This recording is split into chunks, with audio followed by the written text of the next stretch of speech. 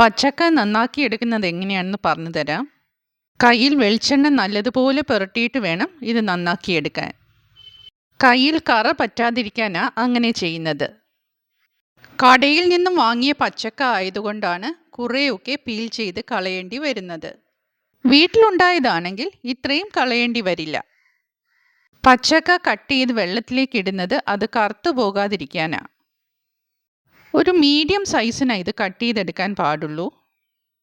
തീരെ ചെറുതായി പോവുകയാണെങ്കിൽ അത് കുഴഞ്ഞു പോകും. ചോപ്പ് ചെയ്ത് കഴിഞ്ഞാൽ ഒന്നുകൂടി കഴുകിയിട്ട് വെള്ളം ഡ്രെയിൻ ചെയ്ത് എടുക്കണം. അതിനുശേഷം ഒരു ബേസിനിലേക്ക് ഇട്ട് കൊടുക്കുകയാണ്. ഇനി കാശ്മീരി ചില്ലി പൗഡർ, എരിവുള്ള മുളക് പൊടി, മഞ്ഞൾപ്പൊടി ഇത്രയും കൂടി ചേർക്കാം. ഉപ്പ് കൂടി ചേർത്ത് കൊടുക്കുകയാണ്.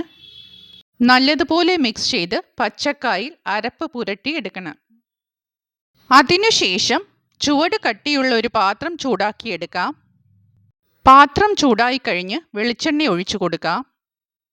എണ്ണ നല്ലതുപോലെ ചൂടായതിനു ശേഷം ഫ്ലെയിം സിമ്മർ ചെയ്യണം. ഇനി അരപ്പ് പുരട്ടിയ പച്ചക്ക അതിലേക്ക് ഇട്ട് കൊടുക്കാം. അതെല്ലാം നല്ലതുപോലെ ഒന്ന് സ്റ്റർ ചെയ്ത് കൊടുക്കണം. ഇവിടെ കടുകൊന്നും പൊട്ടിക്കുന്നില്ല കേട്ടോ. 2 മിനിറ്റ് ഒന്ന് ഇളക്കി കൊടുത്തതിന് ശേഷം പാത്രത്തിൻ്റെ നടുക്ക് എല്ലാം കൂടി ഒന്ന് ഒതുക്കി വെക്കണം. അതിനുശേഷം ഒന്ന് അടച്ചു വെക്കണം. ഒരു 2 മിനിറ്റ് കഴിഞ്ഞ് വീണ്ടും ഓപ്പൺ ചെയ്ത് ഇളക്കി കൊടുക്കണം.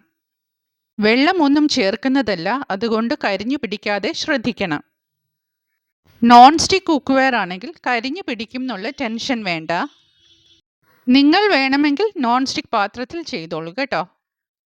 ഇതിൽ നമ്മൾ ഉള്ളിയും വെളുത്തുള്ളിയും ഒന്നും ഇടുന്നില്ല. പെട്ടെന്നുണ്ടാക്കിയെടുക്കാവുന്ന ഒരു മെഴുക്കുവരട്ടിയാണിത്. ഒന്നുകൂടി ഒതുക്കി വെച്ചിട്ട് പഴയതുപോലെ തന്നെ അടച്ചു വെച്ച് വേവിക്കണം. 2 മിനിറ്റ് കഴിഞ്ഞ് ഒന്നുകൂടി ഓപ്പൺ ചെയ്യാം. അതെല്ലാം ഒന്ന് ഇളക്കി കൊടുക്കുകയാണ്. ഫ്ലെയിം ഇപ്പോഴും സിമ്മർ ചെയ്താണ് വെച്ചിരിക്കുന്നത്. ഞാൻ ചെക്ക് ചെയ്ത് നോക്കിയപ്പോൾ നല്ലതുപോലെ കുക്കായിട്ടുണ്ട്.